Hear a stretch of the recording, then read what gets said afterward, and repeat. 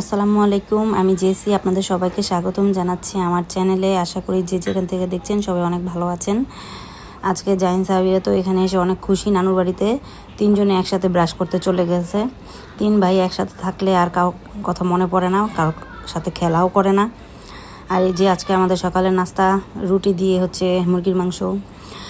আর জাহিন সাহাবির খাইতে চেতেছে নাগেটস, এর জন্য দেখা যায় ভাবি নাগেটস বানাইতেছে আসলে।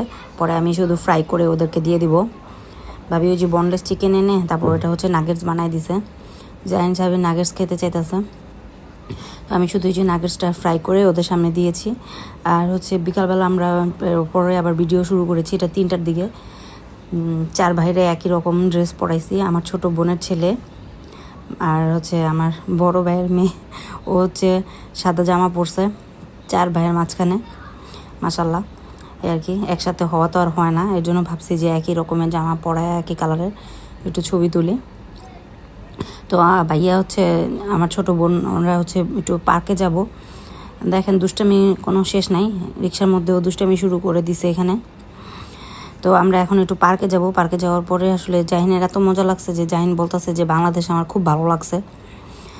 জাহিন তো এর আগে কখনো বাংলাদেশে এসে পার্কে যায় নাই, তো ওর খুব মজা লাগতেছে। আমরা এই পার্কের মধ্যে এসেছি, এটা গুলিস্তানে। তো এখানে আমার কাছে লাগতেছে এক্সপেন্সিভ, যে এক একটা রাইড এক একজন 50 টাকা করে। পরে দেখি কি না, ইচ্ছা মতো আপনাকে রাইডে উঠাই দিই, মানে আপনি যতক্ষণ যাবেন ততক্ষণই আপনাকে ঘোরাবে। এটা বোঝার পরে আমি বলি কি না থাক, 50 টাকা ওর্থ ইট। কারণ হচ্ছে এখানে না ফিক্সড টাইম যে অল্প সময় খেললেই চলবে, ইচ্ছা মতো আর কি যতক্ষণ ইচ্ছা ততক্ষণই রাইড করতে পারবে।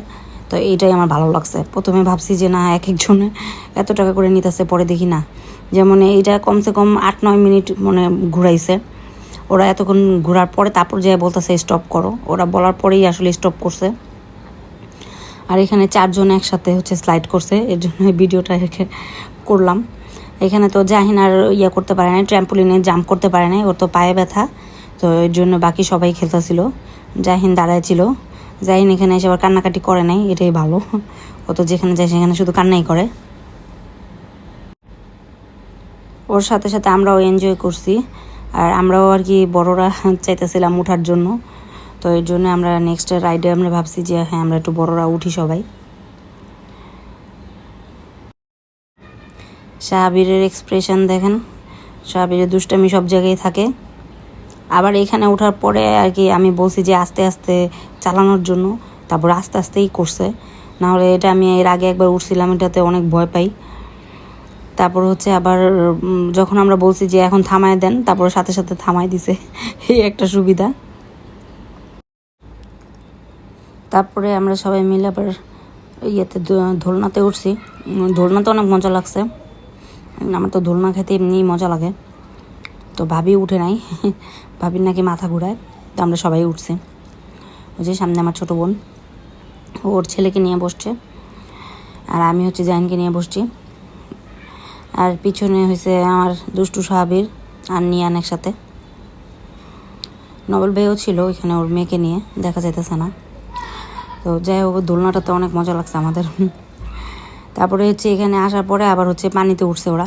এখানে তো সাবির এত দুষ্টু যে এক বোটের থেকে আরেক বোটে উঠে মারামারি শুরু করে দিছিল।